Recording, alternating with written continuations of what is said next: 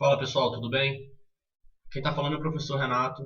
E na aula de hoje nós vamos começar a falar um pouquinho mais sobre o clima, né, diferenciando os principais atores e agentes que atuam no nosso clima, diferenciando o que é clima, o que é tempo, né, e tentando começar a compreender um pouquinho como funciona o clima e esse sistema climático que a gente tem no planeta Terra.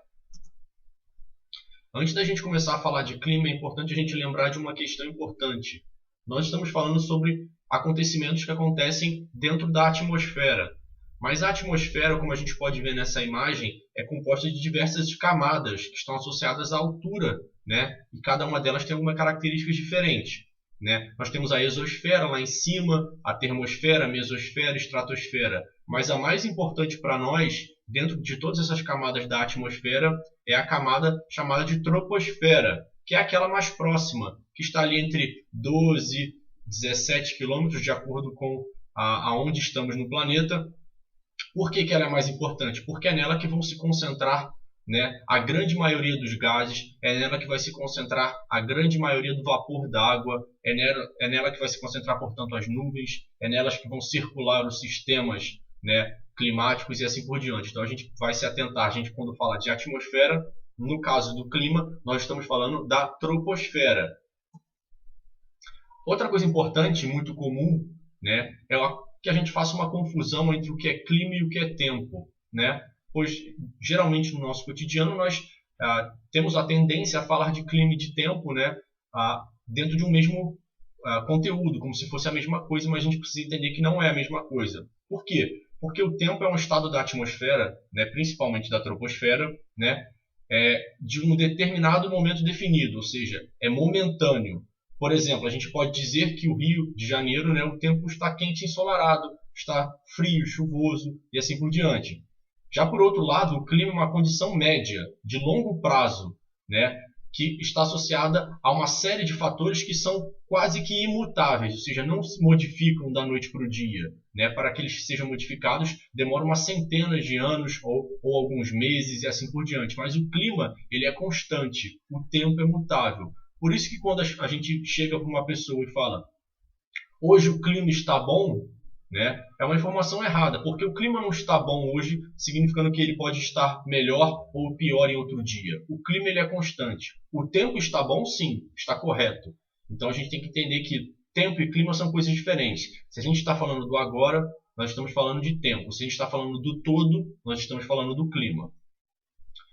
Como a gente sabe, né, tanto o tempo quanto o clima têm elementos, né, que os caracterizam. A gente vai falar um pouquinho dos elementos iniciais que compõem o clima, mas são mais associados ao que a gente chama de tempo. Por exemplo, a temperatura.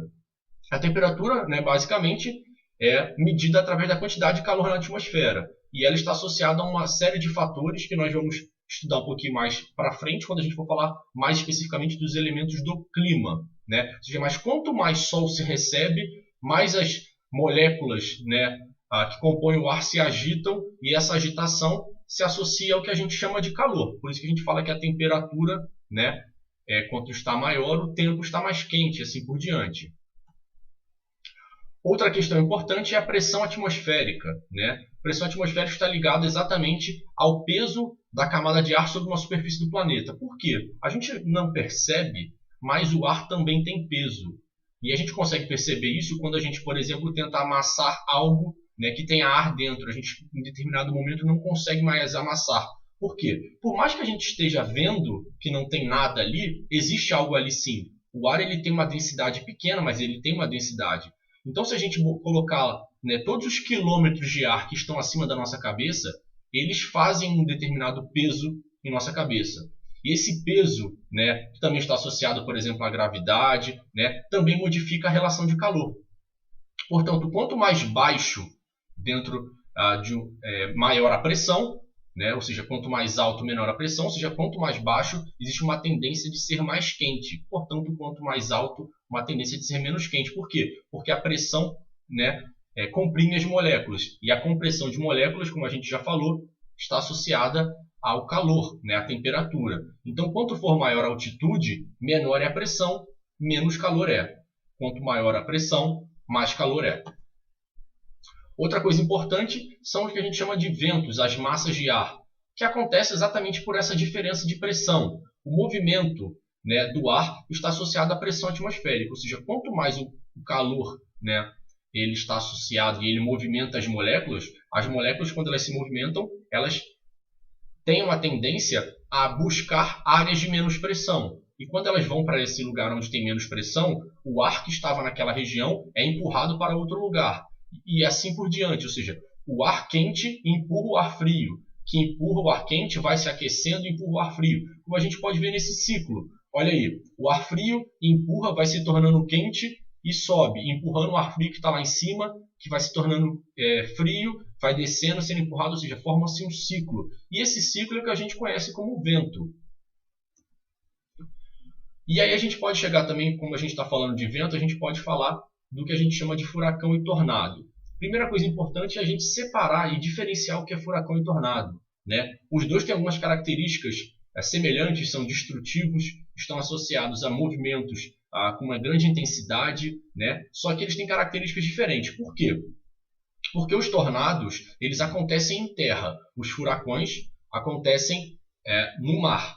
Outra questão importante é que os furacões eles estão associados ao aquecimento associado à água do oceano, ou seja, aquela água quente forma muito vapor de água, aquele vapor acelera o processo que a gente viu na imagem anterior, e por acelerar aquele processo vai formando aquela região de ciclone, ou seja, aquele movimento circular do vento rápido, né? Já o tornado acontece em terra.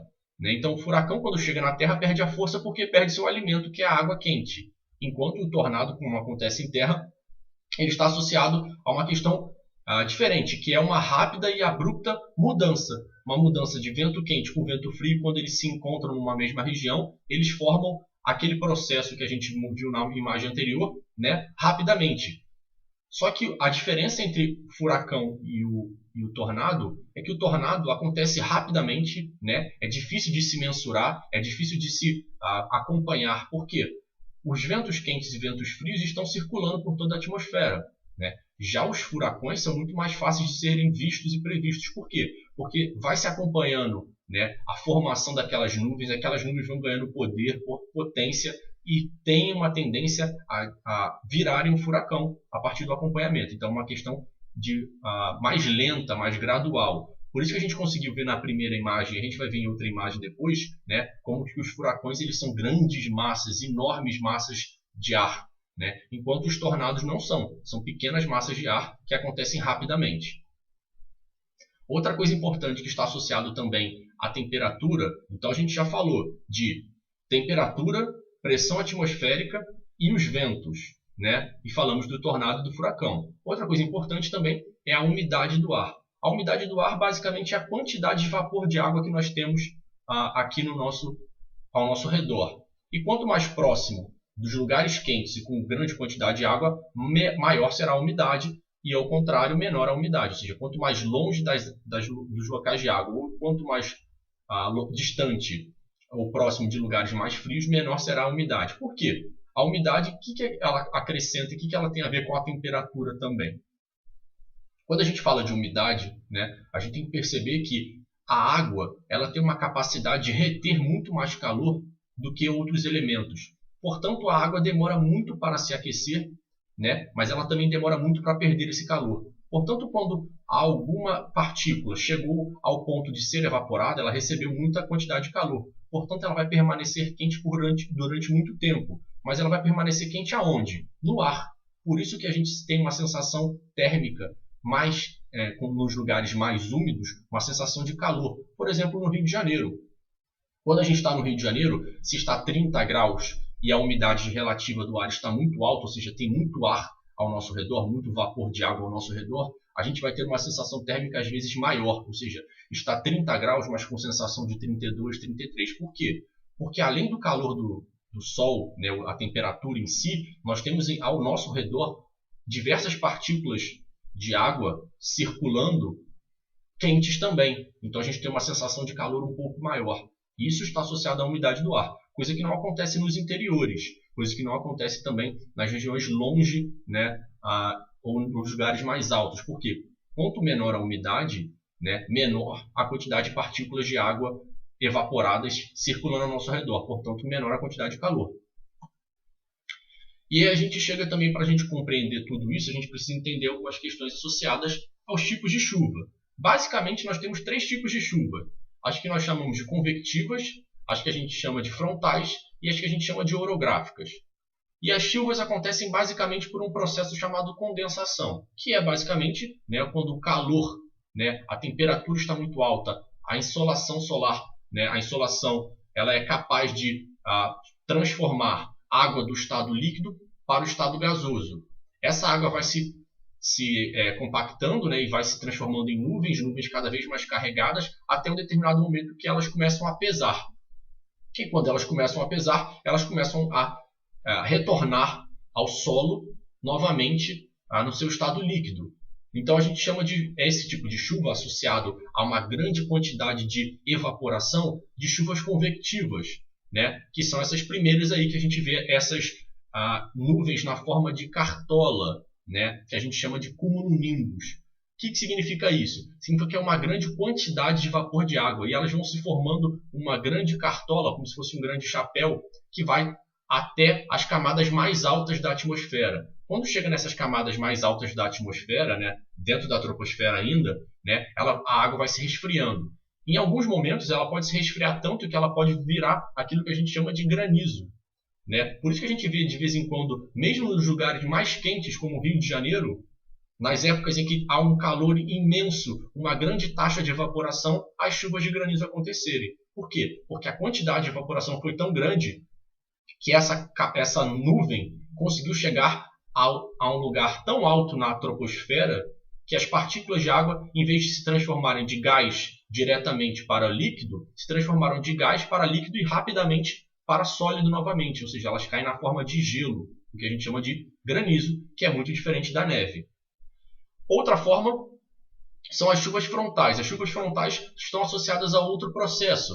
As chuvas frontais são aquelas em que as frentes frias, ou seja, a grande quantidade de ar frio vindo de lugares frios do planeta Terra, se encontram com grande quantidade de ar quente. O que acontece é que o ar frio, né, ele vai fazer com que o ar quente, carregado geralmente com muita água, né, porque a gente sabe que se está quente, está com muito vapor de água, o ar frio e o ar quente, quando eles se chocarem, vai fazer com que o ar quente suba e o ar frio desça. O que vai acontecer é que essa parte alta, né, vai entrar no processo de o gás vai se tornar líquido novamente e a chuva vai cair. Por isso que é aquela chuvinha fria. Por quê? Porque a água quente vai passar pelo ar frio e ela vai se resfriar. Diferente das chuvas convectivas, aquelas que a gente falou anteriormente, que geralmente são aquelas chuvas mais quentes, chuvas de verão. E o outro exemplo são as chuvas orográficas, que estão associadas muito ao relevo. Por quê? Porque a gente sabe que quanto mais alto o relevo for, mais difícil da nuvem carregada ultrapassá-lo. O que acontece, portanto, é que as nuvens carregadas elas vêm, né, sendo carregadas pelo vento. Quando elas encontram um relevo muito alto, elas começam a subir, tentar ultrapassar o relevo. Só que quanto mais alto elas ficam, né, as suas partículas vão perdendo calor. E se elas perderem calor, elas se tornam líquidas novamente e caem na forma de chuva. Por isso que a gente sempre vê nas serras, nos morros, né, nas regiões mais altas, principalmente na que a gente chama de cabeceira, que é a parte da montanha, que recebe mais chuva, né? E essa chuva geralmente, né, principalmente na época do verão, onde a taxa de evaporação está muito grande, causa grandes estragos, como a gente vê bastante aqui no Rio de Janeiro.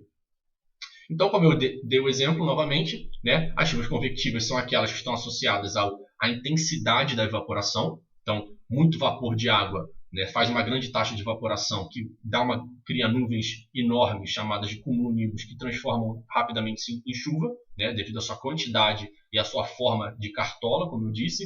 A chuva frontal é o encontro, né, entre uma massa fria e uma massa quente que vai empurrar a massa quente para o alto e essa massa quente vai se resfriar, transformando o que era gás em líquido e o líquido vai cair, né, para aquela chuvinha fina, gelada, né? E a chuva orográfica é aquela chuva que está associada ao relevo, ou seja, quando a nuvem está carregada e pesada demais e quando ela tenta ultrapassar o relevo, né, sendo carregada pelo vento, ela acaba chovendo no relevo e ultrapassa o relevo já sem umidade nenhuma. Outras questões que a gente pode ver que influenciam já diretamente no clima são questões que estão para além, né, do que acontece na troposfera. né? Além do que acontece na troposfera, são coisas externas. Por exemplo, os movimentos de translação, né, que estão associados à proximidade ou não proximidade, né, dos lugares em relação ao Sol. Ou seja, os movimentos da Terra, como a gente sabe, né, nos deixam mais próximos ou mais distantes do Sol em determinadas épocas do ano. Então é importante a gente compreender que a mudança do eixo da Terra, como a gente viu lá nas aulas sobre movimentos da Terra, também tem impacto. Por quê? Porque enquanto uma região recebe mais Sol, outra região, ou seja, um hemisfério norte recebe mais Sol, o hemisfério sul recebe menos Sol. E vice-versa. Então nós também temos que entender isso. Por quê? Se recebe menos Sol, recebe menos calor. Menos calor vai impactar em todo o sistema climático, como a gente estava falando, né? E isso a gente chama de latitude, né? Porque a gente pode ver aí, a latitude está associada, né, à insolação, ou seja, a quantidade de sol que cada área recebe. E a gente sabe que essa latitude, né, ela se modifica, né, de acordo com a mudança do eixo. Então, tem determinados lugares que durante uma época do ano estão recebendo mais sol, outros menos sol, e assim, daqui a 6 meses, isso se altera por completo. Por quê? Porque o eixo da Terra, enquanto a Terra está fazendo aquele movimento de translação, o eixo se modifica. Outra questão importante que a gente também tem aqui dentro do nosso planeta, que está associado ao clima, né, ou seja, é constante, demora muito para ser mudado, são as correntes, né, as correntes marítimas. O que são as correntes marítimas? Né? A gente, como a gente sabe, né, o mar ele está cheio de água, essa água recebe uma grande quantidade de sol e ela tem diferentes temperaturas de acordo com a intensidade, a quantidade de sol, sua composição salina, se tem mais sal, menos sal e assim por diante, né? Todas essas questões, sua profundidade também, a gente sabe que essas questões estão associadas ao calor.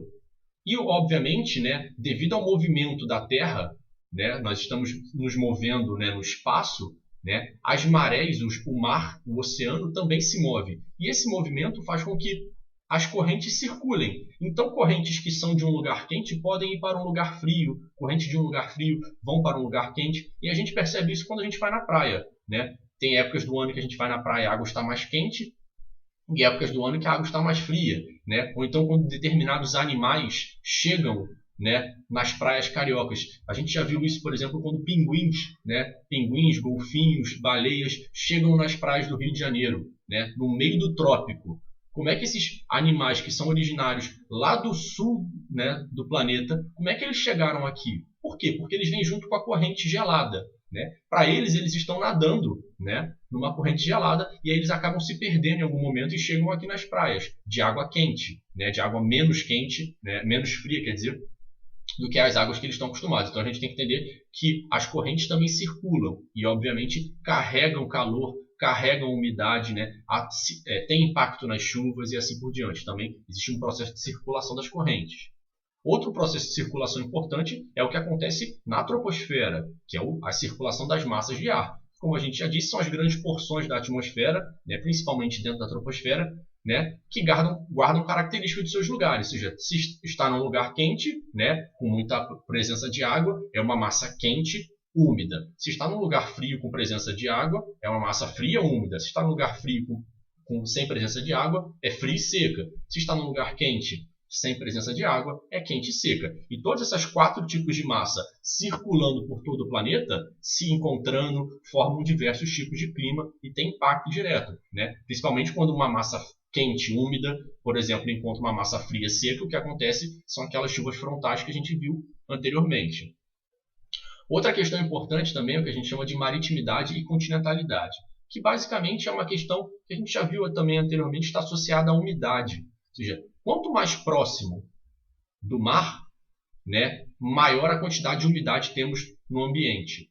E quanto mais longe do mar, menor a quantidade de água temos no ambiente. Ou seja, quanto mais próximo do mar, nós mais influenciados pelo sistema ou pela maritimidade nós somos. E quanto mais distante, pela continentalidade, que está associado à presença de umidade no ar. Se a gente está próximo da praia, próximo do litoral, ou próximo de áreas de rios, lagos grandes e assim por diante, lagoas, nós temos uma grande quantidade de umidade próxima da gente, o que faz com que o calor se mantenha constante. Por quê? Porque não importa se tem muito sol ou pouco sol, a umidade vai fazer com que o calor permaneça sempre parecido. Por isso que quando a gente vê no Rio de Janeiro, as máximas e mínimas são tão próximas umas das outras. Quando a gente vê no jornal que a moça do tempo chega e diz: A máxima do Rio de Janeiro será de 30 graus hoje, né? A mínima na cidade de tal lugar vai ser de 28, a máxima de 35, ou seja, bem próximo. Mas se a gente vai num lugar que não tem tanta quantidade de umidade, ou seja, não tem tanto partículas de vapor ao seu redor, geralmente é o contrário. Por quê? Porque isso, o sol, né, impacta diretamente. Por isso que a gente vê, por exemplo, quando a gente vai a São Paulo, ou a Brasília, ou em regiões distantes do mar, né, a diferença térmica entre a máxima e a mínima é muito grande. Então, por exemplo, no mesmo dia pode-se fazer 32 graus na cidade e à noite fazer 15. Por quê? Porque durante os 32 graus, o que estava impactando aqueles 32 graus era a quantidade de sol, a insolação. Mas à noite já não tem mais sol. O que vai manter o calor se não existe umidade? No nosso caso do Rio de Janeiro, o sol já saiu à noite, mas o vapor que ele deixou está aqui ainda. Por isso que a gente permanece com a umidade e com a temperatura muito próxima. Já nas cidades do interior é o contrário. O sol, quando o sol vai embora, né, já não tem tanta partícula mantendo o calor, ou seja, vai ficando mais frio. Outra coisa importante é a altitude do relevo, como a gente já falou, que está associada à pressão atmosférica. Ou seja, quanto mais alto, né, menor a pressão atmosférica, menor a circulação das moléculas de calor, portanto, menor o calor. Por isso que a gente sempre sobe a serra quando a gente vai para os lugares de serra no Rio ou para lugares altos em qualquer lugar do Brasil ou qualquer lugar do mundo, nós sentimos mais frio. Outra coisa importante também é que quanto mais alto nós estamos, menor é a quantidade de ar, né? Por quê? Porque, como eu falei, o ar tem peso. E se ele tem peso, quanto mais baixo, mais próximo do nível do mar ele for, mais concentrado ele está. E quanto mais alto, mais rarefeito ele está. Por isso que existe aquela dificuldade de se respirar nos lugares mais altos, além de se sentir mais frio também. E aí a gente chega, né, olhando todos esses tipos de interação, todos esses tipos de elementos, a gente pode perceber que, associando isso às diferentes latitudes, diferentes tipos de relevo, alturas do relevo e assim por diante, as diferentes marés, disponibilidade de água, todos esses processos que a gente acabou de dizer, né, dá para perceber que a gente tem no planeta uma diversidade muito grande de climas, né, que vai desde o equatorial, que é aquele quente na linha do Equador, bastante úmido, né, ao desértico quente, né, que é aquele sem água e calor, desértico frio, ao polar também, né, que é aquelas regiões dos polos, né, tanto no norte quanto no sul, que estão associadas à falta de calor, né, ou seja, bastante frio. Então, nós temos uma diversidade de climas que a gente vai falar um pouquinho mais deles a partir de outras aulas, né, falando cada um dos climas, né, com um pouquinho mais de profundidade. Mas para a gente poder entender uma coisa muito importante, né, e aí eu coloco aqui novamente alguns climas e o que a gente chama de gráficos pluviométricos, né, que a gente vai aprender a ler eles já já. Os gráficos pluviométricos são muito importantes porque são desenhos, né, gráficos, como o próprio nome já diz, que nos ajudam a compreender o clima, mesmo sem ter todas aquelas informações dos elementos que a gente, né, viu anteriormente. Como é que a gente faz isso? A gente pode perceber que tem gráficos de todos os tipos ao redor do mundo, né? E eles estão associados a duas informações básicas que a gente precisa entender. Os gráficos pluviométricos eles medem a quantidade de calor ao longo do ano e a sua variação, que é essa linhazinha vermelha, né? E a quantidade de chuva e a sua variação ao longo do ano. Por isso que estamos aí de J a D, janeiro a dezembro, ali embaixo, né? O que acontece é que a gente pode perceber que existe uma variação do clima e existe uma variação do ritmo das chuvas, do regime das chuvas que a gente chama. E a gente pode perceber que se o clima ele tem uma alteração bem grande, significa que o lugar, né, tem uma ação variada, né, dos elementos que a gente falou. Portanto, ele não está na região central do planeta, ele não está nos trópicos. Quando o clima é variado, quando a temperatura varia muito ao longo do ano, nós não recebemos, significa que tem época do ano que recebe mais sol, ou seja, as partículas se agitam mais, tem mais chuvas e assim por diante. Então, quando a gente vê a linha vermelha tendo uma alteração, formando essa colina, esse morrinho aí, significa que a gente está falando de um lugar que tem alteração no regime de insolação. Portanto, se está no meio do planeta, o Sol é sempre constante, né? Nas regiões, né, subtropicais, que a gente chama, né, ali no meio, para baixo do trópico de Capricórnio acima do Trópico de Câncer, nós já estamos falando desses tipos de regiões que em determinada época do ano recebe muito sol, em determinada época do ano não recebe tanto sol. E é o caso, por exemplo, desta região aqui. A outra informação importante é a quantidade de chuvas. Portanto, na época que se recebe mais, quando a gente recebe mais calor, temos mais chuvas, significa que nós temos uma grande quantidade de evaporação, é um lugar úmido, né? Quando acontece ao contrário, como é o caso aqui da gente estar vendo nessa cidade chamada de Toledo, né? Quando a gente vê o contrário isso acontecendo, ou seja, na época mais quente, nós temos uma menor quantidade de chuvas, significa que você está longe, por exemplo, de uma região úmida. Então, esse tipo de climograma, né, quando a gente for fazer exercícios, né, e a gente for nos colocando, né, e nos analisando mais e mais climogramas, como a gente pode ver na imagem anterior, a gente pode perceber uma série de diferenças, né? Em alguns lugares, temperaturas que chegam a ser negativas, né? Lugares em que as chuvas são constantes ou concentradas em determinada época do ano. E a partir disso, quando a gente for estudar os climas em si, né? Desde o clima equatorial, tropical, subtropical, temperado, todos eles, nós vamos analisar sempre também os climogramas. Por quê? Os climogramas são a forma mais simples da gente poder compreender os climas. Bom, espero que tenham gostado, espero que tenham compreendido os diferentes elementos do clima, a diferença entre clima e tempo, né? E a importância de se compreender como o clima ele é constante, né? O tempo ele é dinâmico e como que existem uma série de elementos que, por mais que a gente utilize eles para falar de tempo, eles também têm um impacto direto no clima. Bom, espero que tenham gostado. Um abraço e até mais.